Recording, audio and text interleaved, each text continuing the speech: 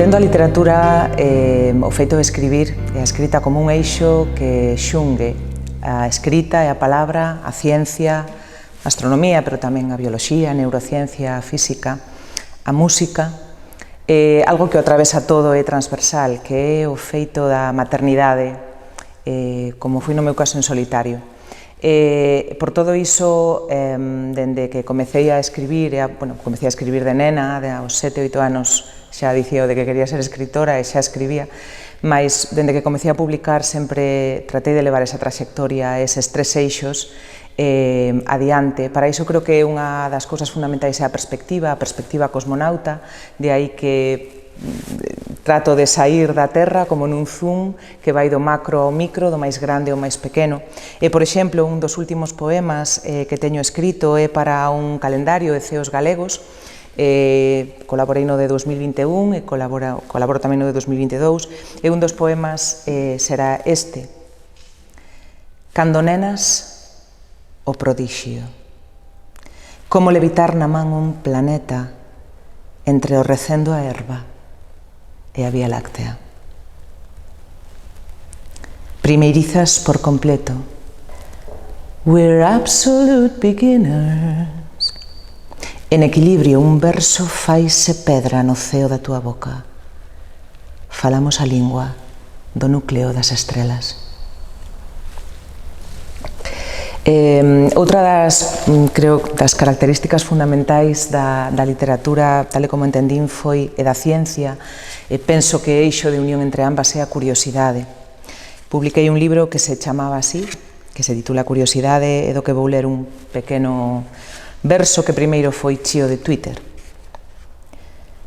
O feminino, a masculino, a amor, os relacións, as malentendidos, os sobreentendidas, o que non é boi, nin vaca ou híbrida, miña señor.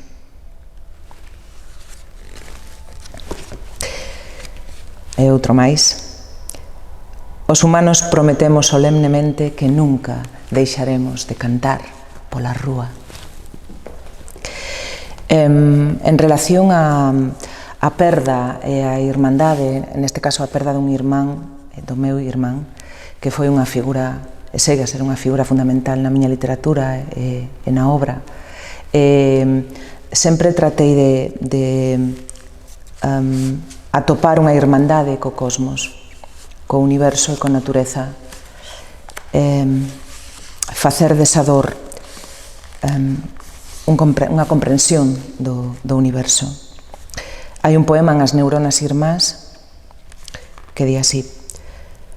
O título é No matter what distance separates you, be it the width of a lap bench or the breadth of a universe, you mirror each other. É unha cita sobre o entrelazamento cuántico dos fotóns. Se ti foses un fotón e eu outro, cada texto significaría que me afectas a cada intre, que levo na boca o que che quedou por dicir, por ser parte dunha saga máis grande, como estes puntos suspensivos. Veñen de, van a... E debémonos a sagacidade de escoitar e traducir, falar cando é poderosamente preciso, poderosamente. Tanto ten canta distancia vos separe, así sexa unha mesa de laboratorio ou a vastedade do universo, espelládevos unha a outro. Espellámonos, espallámonos, irmán, irmá, que doada esta física incrible. Éramos ti un fotón e eu outro. Outra das cuestións nas que sempre traballei foi na muller. En Orama, de 2001, hai este texto dun ciclo que se chama Os poemas da Bela Dormente, sobre esa reinterpretación de contos de fadas que facíamos ao principio dos anos 2000. A Bela divesta de si, vou ler un fragmento. Carecendo de termo medio, do lupanar, o palacio, do baño de Venus a lepra, de Lilith a Santa Teresa, de Celestina a Dama do Unicornio, de Beatriz a Meretriz, de Liña a Punto, de Templo a Area, de Hipatia de Alexandría ao Po, de Telescopio a Cometa, de Rita Hayworth a Rexenta, de Deusa Branca a Grande Porca, Lagarta, Bicha, Donicela, Loba, Arpía, Raposa, Coella, Solitaria Circe, co seu oco na marea. Falando dese zoom, hai un libro que titulei precisamente así, fala da maternidade, non fala só da maternidade, pero este texto sí. Ecografía é un cachiño. A persoa que escribe isto vese a si mesma, dende arriba, un zoom cenital. Camiña por unha cidade, conduce un coche, pelo, unllas, sen carne, esqueleto. A súa cabeira acusa máis aínda os pómulos de atriz. Leva un esqueleto máis pequeno pendurado do abdome. Tampouco ten abdome. Flota. Non é fermosa nin fea, podemos dicir entón que é fermosísima. O esqueleto pequeno vai arrolado sobre si mesmo. Ecografía significa a escrita do ceo. Nun dos primeiros libros que publiquei é Pan, libro de ler e desler, nel falo dese poder da escrita. Verdadeiramente creo que unha escrita só ten sentido, unha literatura só ten sentido se vai cambiar algo do mundo. Se a linguaxe, e por iso me interesa tanto a linguaxe, a sintaxe, o cosmos, a sintaxe, descifrar o que é outra lingua, incluso a música, non? Que tamén outra linguaxe, como é a linguaxe da física, a das constelacións, mas tamén a propia literatura, non? Que nos mergulla noutro universo. Aí escribín un poema no que falo dese poder indeciso ou introvertido da literatura, e quero dicir tamén que a introversión sempre foi importante na obra literaria, porque son unha persoa introvertida e penso que tamén é posible unha literatura de xente introvertida. Eu, que podo facer que este verso dure sempre, que volvan as anduriñas a resolver a felicidade dun alto príncipe, sempre, que volva a neve, que volva sempre, que empuñen as vastas xentes a xustiza e se abra o mar a unha orde dos meus ollos. Eu, que podo facer que Ulises navegue e navegue pensando sempre en volver, e a vela que dorme sexa 100 veces espertada, e a pomba trabucada e lesbia miña, sempre miña. Hai algo que non estea nas miñas mans? Na corrente de río que leva por diante figuras e batallas para deixarme entre os dedos peneirada a fina area prata e negra dunha páxina? Outra das cousas que creo que para min foi sempre fundamental foi a retranca e o humor. De feito, o primeiro libro que publiquei chamase Pan, o segundo Orama, e xa era en si un xogo de palabras, non era Pan, Orama. Non sei se chegou ao bo porto ou non. E hai uns haikus que escribira, está aquí en curiosidade,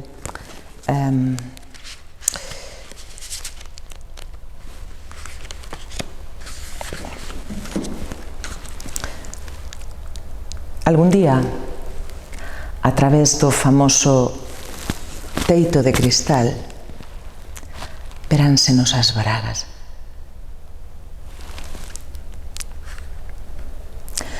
As tres parcas tamén cosían para Zara.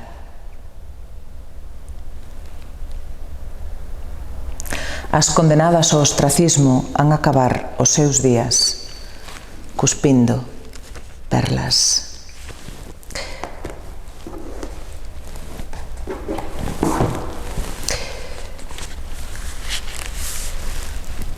Unha parte importante, como dicía, da maternidade, tamén todo o que non se di. A maternidade, a sutura. Inclinada cara. Perdón, volvo a empezar. A maternidade, a sutura, inclinada cara a, aínda así asombrosamente forte. É a súa figura a que fai evoluir a tea dende os restos atopados nun armario cara a nova nebulosa dunha colcha.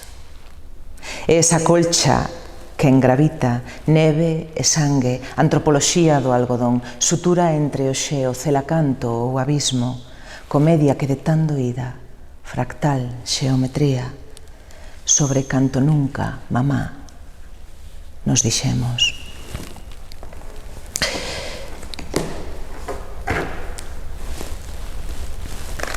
De algunhas intervencións que non están propiamente en libro de poemas, uns versos curtiños que apareceron en calendarios, por exemplo. Este, sobre novembro, é sobre a importancia dos olores, dos recendos e dos cheiros. Receita de recendos para un outono. Mesturar a partes iguais moléculas de petricor e terra chovida, lá da bufanda aquela calcetada na cociña da avoa, e folliñas do parque a rumbo en un voo. Amarelas, rubias, violetas. Por favor, se monta en bicicleta non vai a coller catarreiras que lle impidan aspirar un cornete de castañas asadas. Durma vendo series entre o run-run do gato, admire as estrelas dende o lusco-fusco das 7 e non esqueza do paraugas en calquera café.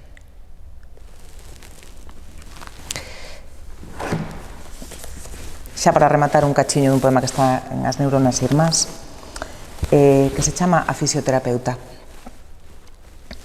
A fisioterapeuta amasa a miña masa estelar. Loita contra a lei de gravidade do meu cráneo. Como a unha superheroína en bata enfróntase a escoliose do espazo-tempo cun pouco aceite nas palmas. En silencio, dúas homínidas nunha habitación rosa, seguindo unha vía láctea intercostal, ela, vendo as estrelas, eu. Fisioterapia, de fisis, que significa natureza. Ela esfórzase en devolverme ás árbores, en aliviar o meu trapecio do peso do portátil, arríncame a man da máquina e da mecánica.